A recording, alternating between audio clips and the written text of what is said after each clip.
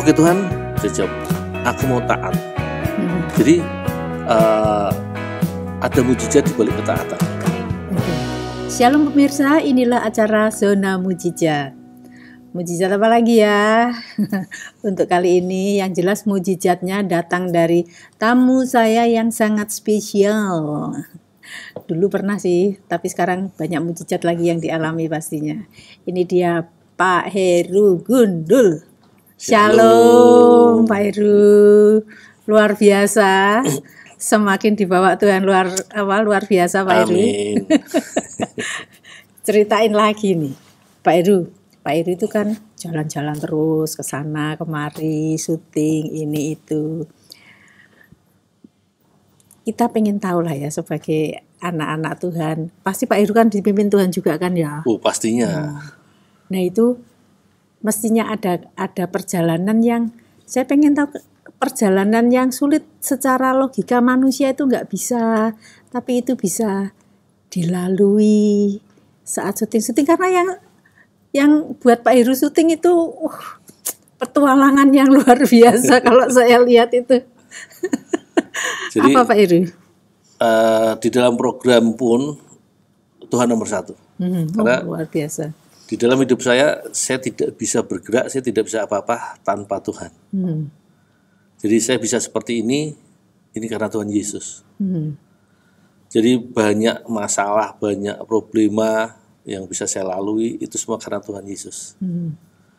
Jadi saya pernah ngalamin banyak hal, ya suka duka dalam syuting itu juga banyak, bahkan adegan-adegan yang seringkali itu nggak mungkin dan nggak bisa.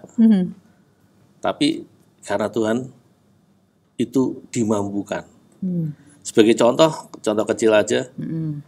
Beberapa bulan yang lalu waktu syuting di Kalimantan Selatan, waktu itu kita mau syuting tampang susu. Tampang susu itu buah lokal, buah khas Kalimantan yang sudah langka. Sudah langka. Itu mirip-mirip apa ya Pak? Namanya aja agak. Buahnya asing. Kayak sirkaya, tapi dia tonjolannya agak melenjang, kayak mohon maaf puting, kayak puting itu. Cuman dia panjang agak bulat, ada panjang-panjang kayak puting itu, makanya disebut tampang susu. Dan rasanya juga manis, ada creamy-nya kayak susu. Nah itu memang pohonnya hanya ada di hutan, dan untuk dapetin itu terpaksa kita harus jalan beberapa kilo ke hutan. Jalan kaki. Dan itu bukan masalahnya. Masalahnya itu pohonnya 3 rangkulan orang dewasa. Tingginya ada 30 meter lebih. 30 meter? Iya. Setinggi bambu? 2 kali. Bambu itu paling bambu? Cuman 12 meter, 15 meter. 2 kali, 3 kali bambu. Wow, tinggi banget sekali. Ya, dan buahnya itu biasanya kan bukan di batang utamanya kan. Itu di cabang-cabangnya toh. Saya cuma, Tuhan, ini gimana ini Tuhan? Manjat pohon segitu, jelas nggak mampu. Walaupun orang-orang ngomong saya jago manjat. Tapi ini gede banget, gak ada alat buat manjat. Saya cuma tanya Tuhan, ini gimana Tuhan? Saya udah jalan ya berkilo-kilo lah. Itu memang skenario-nya Pak Heru harus naik? Bukan masalah skenario-nya saya harus naik. Kita mau mengutamakan, kita mau liputan buah tampang susu. Kalau saya nggak bisa dapat buah tampang susu, berarti liputan gagal. Betul. Kita tim udah jalan ada 2 jam ke hutan. Jalan kaki? Jalan kaki. Memang nggak ada motor atau apa gitu? Di hutannya nggak ada. Oke. Jadi ya kerasa ya capeknya kayak apa? Iyalah 2 kilo. Bukan 2 kilo, 2 jam. 2 jam jalan. Oh my God. Sampai di lokasi buah Pak ini pohonnya. Du. Saya benar-benar, jujur saya di situ saya cuma bisa diam. Tuhan, ini pohonnya gede banget. Bukan cuma 3 kali badan saya, 3 kali rangkulan orang dewasa. Lingkaran pohonnya itu. Dan itu dia tumbuh pas di pinggir jurang. Waduh. Pas pinggir jurang gini. Pinggir jurang lagi. Saya cuma, Tuhan, piye iki Tuhan. Saya udah jalan 2 jam, teman-teman capek. Kalau nggak dapat buahnya, kita nggak bisa liputan, kita nggak bisa syuting ini muspro Tuhan. Saya cuma komplain sama Tuhan. Tuhan, ini programmu loh Tuhan. Ini bukan programku, ini programmu loh Tuhan. Wis. Kok bisa itu programnya Tuhan? Ya. Program Jejak Si Gundul ini bukan program saya, bukan program Trans 7. Tapi ini programnya Tuhan Yesus. Kok bisa awalnya? Jadi awal dari saya bermain di TV ini adalah dari saya pelayanan, saya buat tim pelayanan, kemudian Tuhan tarik saya dari tim pelayanan, Yos keluar dari pelayanan, ikut aku. Mana Tuhan? Ikut aku. Tuhan pertama nggak ngomong, saya harus kemana. Kemudian, oke Tuhan, saya jawab, aku mau taat. Jadi ada mujizat di balik ketaatan memang. Nah, di situ baru saya ngomong, Tuhan, oke Tuhan, aku mau taat. Setengah jam dari saya selesai doa, ada yang telepon. Ada yang telepon dari stasiun TV, pengen buat program. Buat program awal waktu itu masih petualangan liar. Oke, saya ngomong lebih dari mampu. Waktu itu masih dengan ular-ular. Waktu itu saya dicaci sama Tuhan. Dicaci sama teman-teman tim pelayanan saya. Yos, itu benar dari Tuhan atau dari yang lain nih? Kamu pelayanan rohani loh di sini. Kamu jalan ke sana ke sini, doain orang, nyembuhin orang. Kita doa bareng. Kok kamu keluar untuk sekuler? Karena saya main di dunia entertain itu adalah dunia sekuler dan tepi jurang. Maksudnya tepi jurang? Banyak orang mengatakan artis dunia entertain itu ya begitulah kehidupannya. Jadi kalau di dunia rohani itu bisa dikatakan itu tepi jurang. Kalau kita nggak hati-hati, ya terperosok. Iya, betul. Itulah. Dan saya jujur aja, Tuhan piye gitu Tuhan, berangkat. Saya banyak dicaci, tapi saya taat. Tuhan, saya mau taat. Sampai akhirnya ternyata Tuhan bawa saya untuk masuk ke dunia entertain.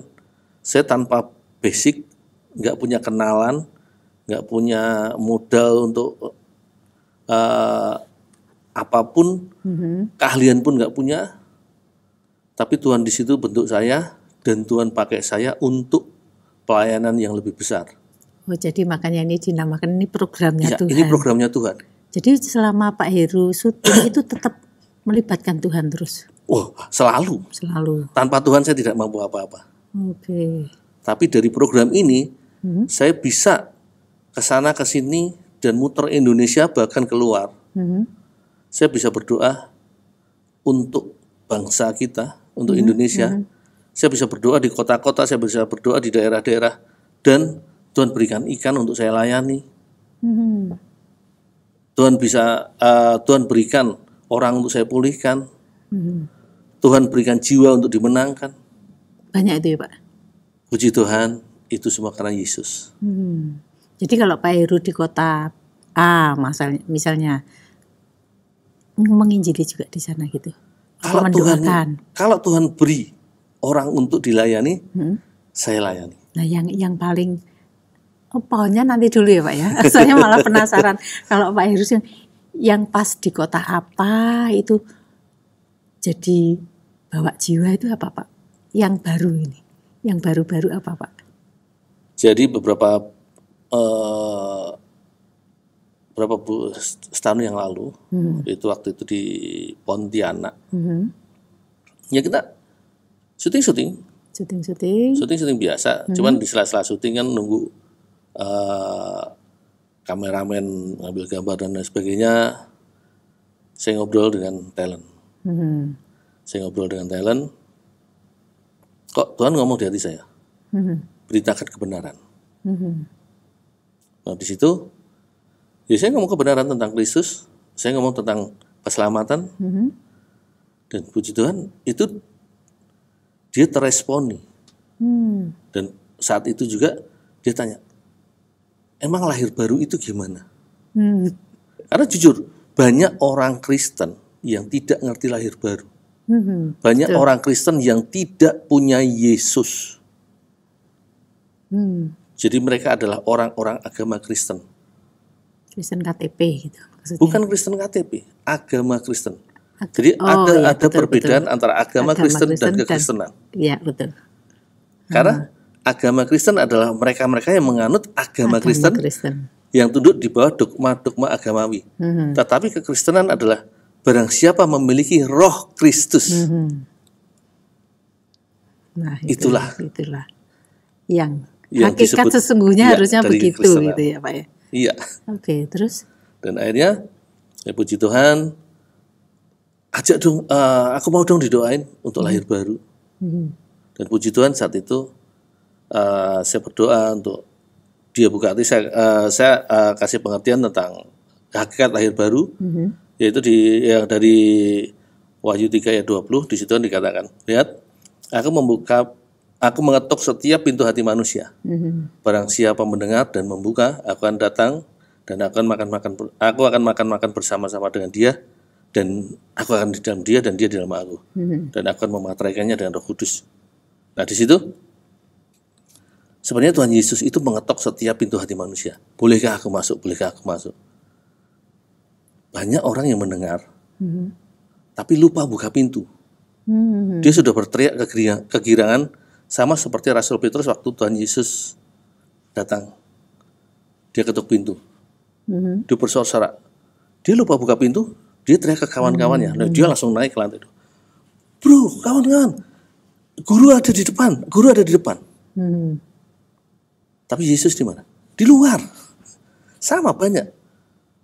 Mereka sudah mendengar Injil, mereka dengar Yesus itu juru selamat. Mereka bahagia. Wih, Yesus juru selamat. Tapi lupa mengundang Yesus untuk masuk ke dalam kehidupannya. Nah disitulah. Nah dari situlah itu hakikat lahir baru, saya jelaskan bla bla bla bla. Oh, terus gimana caranya untuk mengundang Yesus? Ya buka mulut.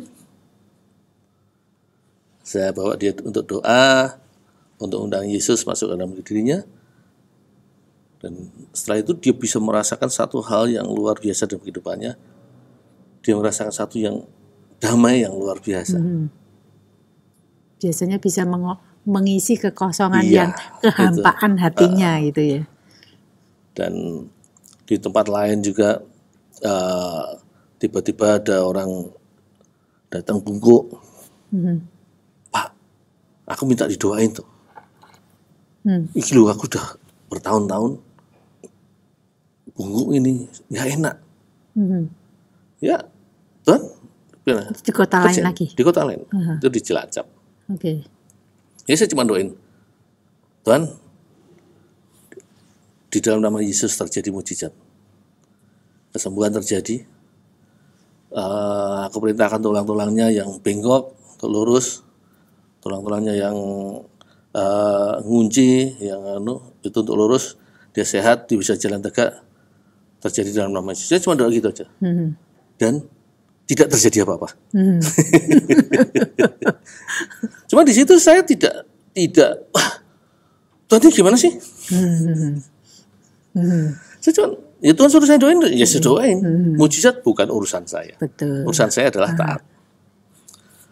Baru kemudian 1 bulan kemudian saya main di sekitar sana, dapat berita juga Wih, Bapak yang kemarin didoain sekarang udah bisa jalan tegak loh. Wih, waktunya Tuhan ya. Waktunya Tuhan.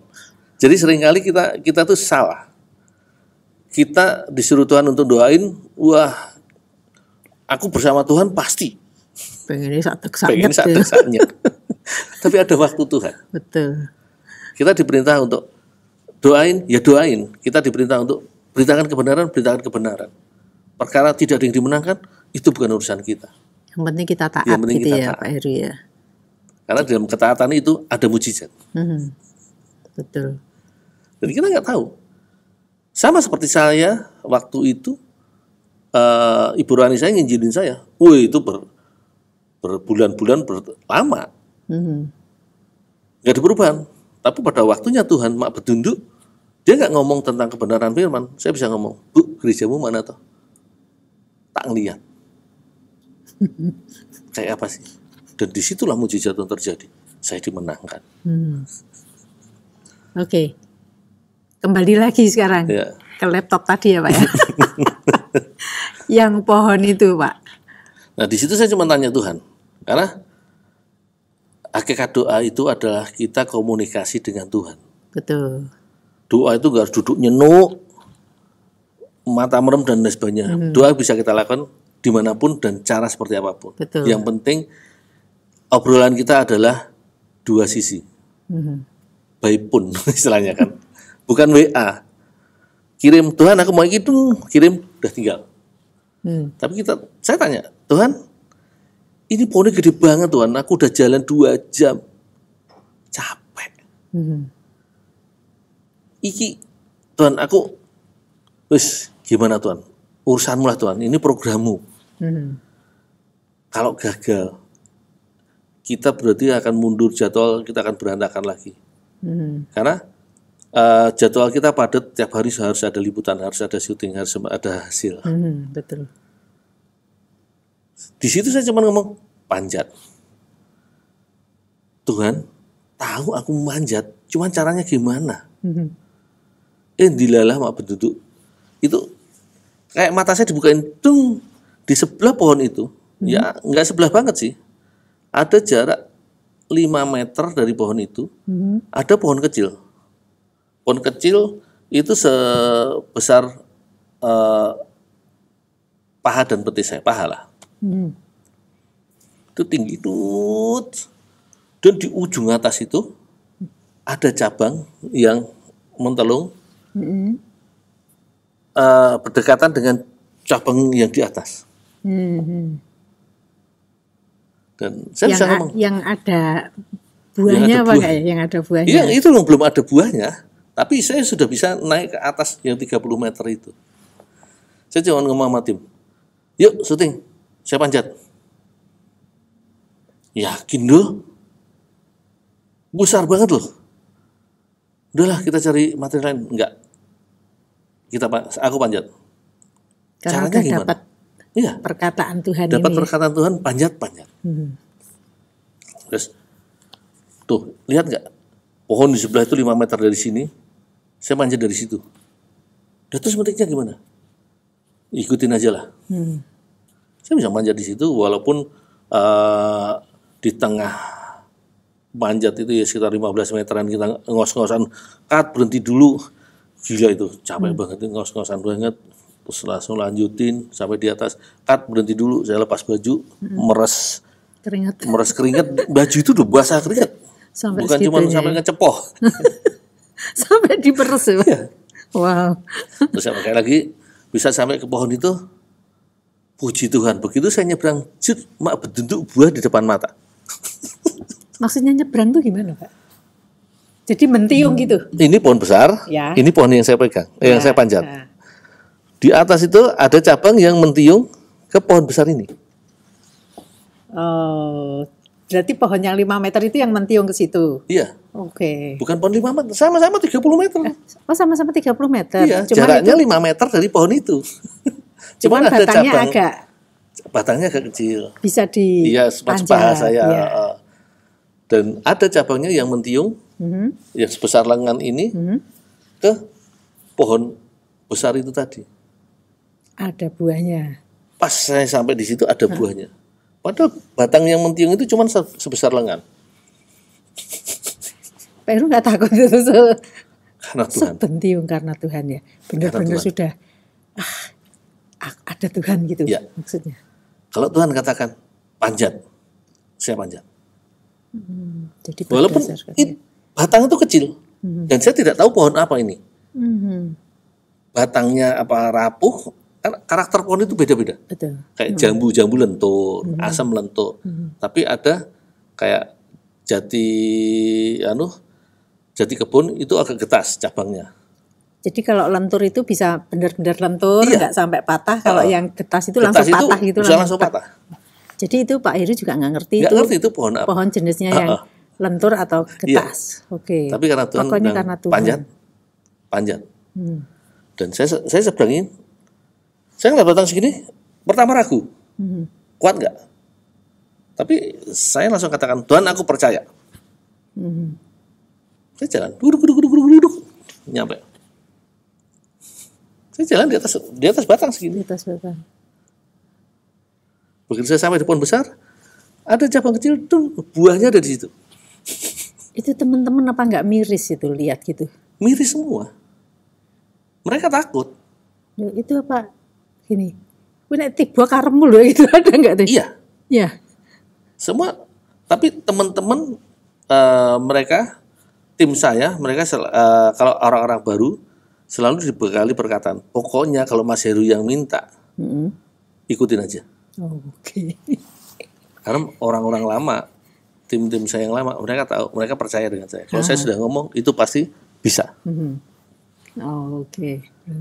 Itu kayak anu ya. Tiba-tiba saya ingat kayak Ibu Yesus dulu ya, yang di perkawinan Kana. Iya. Tuhan Yesus ngomong apa, dilakuin aja gitu ya. Jadi itu kalau kita taat, ada mujizat di situ. Jadi walaupun kita beriman sekalipun, tapi kalau kita nggak taat, mujizat nggak akan terjadi. Iya, betul ya Pak ya. Bisa manjat kayak gitu, orang pada miris lihatnya itu karena ada kepercayaan aku dijagai Tuhan. Dan Tuhan sudah ngomong manjat. Manjat. Akhirnya dapat berapa Pak buahnya Pak? Waktu itu nggak banyak sih, ya sekitar ada 30 buah. 30. Iya. Itu dipetik Pak Heru sendiri Iya. terus Saya anu petik, dari bawah. saya jatuhin. Saya jatuhin. Kalau yang matang saya petik, saya masukkan ke dalam baju. Bisa aja ya. Dapat 30 ya, semua makan tuh Pak. Iya. Sak kru-krunya mesti makan Itu mereka kan. nyicipin semua karena mereka penasaran rasa. Iyalah, mesti penasaran. Akhirnya syuting jalan lancar. Syuting jalan dan kita sukses semuanya. Oh, jadi teman-teman itu udah tahu kalau Pak Heru ngomong apa turuti Iya. gitu ya. Apalagi tentang tempat-tempat ekstrim, tempat-tempat yang berbahaya. Kalau saya bilang bisa, mereka akan ikuti. Tapi itu Pak Heru pasti berdoa dulu kan. Tuhan ngomong apa selalu. gitu ya. Selalu. Tuhan ngomong apa. Saya tidak akan bisa Pernah bekerja nggak? tanpa Tuhan. Tuhan ngomong jangan. Pernah. Dan itu tidak dilakukan. Saya enggak. Walaupun dia ngomong, ya cuma gitu doang. Enggak. Pernah juga ya berarti Iya. gitu. Tidak selamanya Tuhan ngomong jalan. Iya. Tidak selamanya Tuhan ngomong iya. Iya. Tapi itu dituruti. Jadi kalau Tuhan bilang jangan, enggak akan saya lakukan. Biar- Walaupun tim ngomong, lah, lu mau panjang pendek? Enggak. Tegas. Iya. Berarti prioritas tetap Tuhan ya Iya. Pak ya. Jadi sebagai contoh, waktu kita syuting di Temanggung, Temanggung terkenal tembakau. Kita syuting, kita buat panen tembakau, akhirnya industri tembakau rumahan, mau closing, ngerokok. Waktu itu masih larangan iklan di rokok, di TV belum ada. Tuhan ini piye gitu Tuhan. Aku udah janji loh samamu. Jangan Yos. Jangan pegang. Jadi saya ngomong dengan tim, enggak. Udah lo cuma ngisep main pura-pura doang ini. Enggak. Padahal tinggal closing. Loh, mau panjang mau pendek? Boleh. Panjang sampai kantor boleh kok. Wah, seru banget ya pemirsa. Tapi mohon maaf karena waktunya sudah tidak mencukupi lagi. Saya harus break dulu di acara Zona Mujizat ini. Minggu depan kita akan jumpa lagi dengan Pak Yusua Heru Gundul di acara yang sama di Zona Mujizat. Jadi pastikan minggu depan Anda tetap bersama kami. Tuhan Yesus memberkati. Tuhan Yesus memberkati.